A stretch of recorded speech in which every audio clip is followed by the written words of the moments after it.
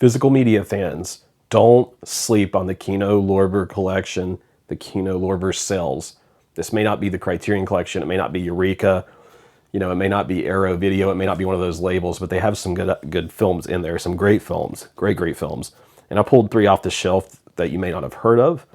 And one of these is Jack Lemmon's Oscar winner. Now, the film as a whole isn't as roundly great as he is, but it's still a pretty darn good movie. This is called Save the Tiger, something I really encourage you to see, something I could see being in the Criterion collection if it weren't here. So what's it about? Jack Lemmon. He won, this is his Academy Award.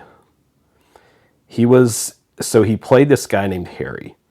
He was caught in what is called a violent collision with his past and present existence. He was in a war. And that's always kind of in the background of the film. He believes there's nothing more, there's nothing in his life that matters except survival. And he works in this dress manufacturing company. He's trying to cook the books because of some tax issues. And he does a lot of things that are unethical. For example, one of the big ones that it talks about in the back here is he hooks up a prostitute with one of his clients right as part of that deal.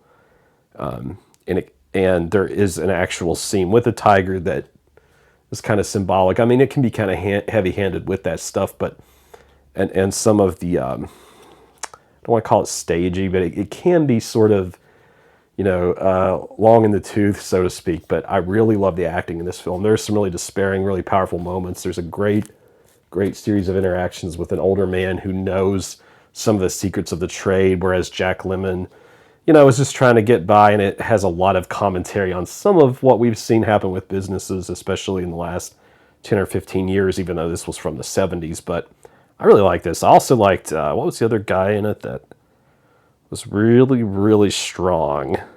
Jack Gilford as well. They're really a good pair in this. So if you like Jack Lemmon, I love Jack Lemmon. I mean, obviously The Apartment's in the collection, so you should be getting that if you don't have it. But nonetheless, try out Save the Tiger. If you've seen it, let me know. Another film that I reviewed on my channel a long time ago. It's kind of one of my videos that can be a little divisive because I said I really liked it, but I didn't give it like a 5-star rating, and I still don't think I should, but it's a pretty darn good Western. This is called The Big Country, a film I had a few small reservations about, but it's pretty darn good.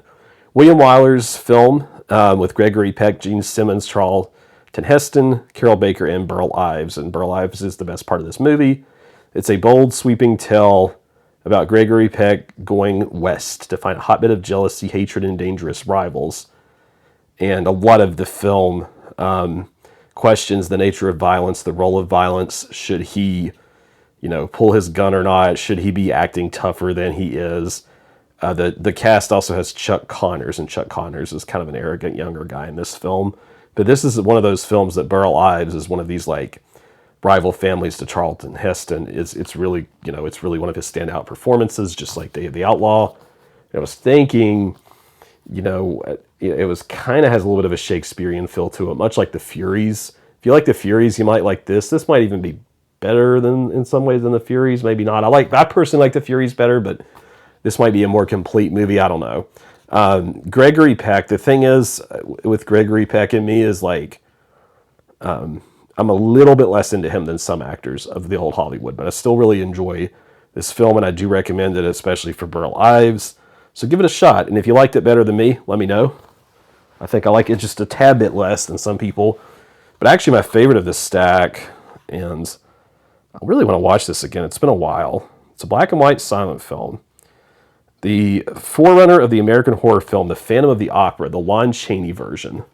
Now, there are other versions of this, but I'm specifically talking about the silent Lon Chaney version. This film's still really eerie and creepy.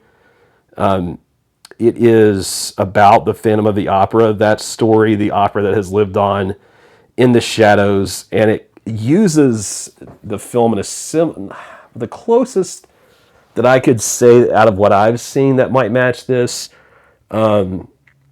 would be the silent film Haxan. It has some shades of that a little bit. I mean, that's a real rough comparison. Shades of Faust to it. Those might be some slightly comparable films, but it has a really gorgeous artwork cover here.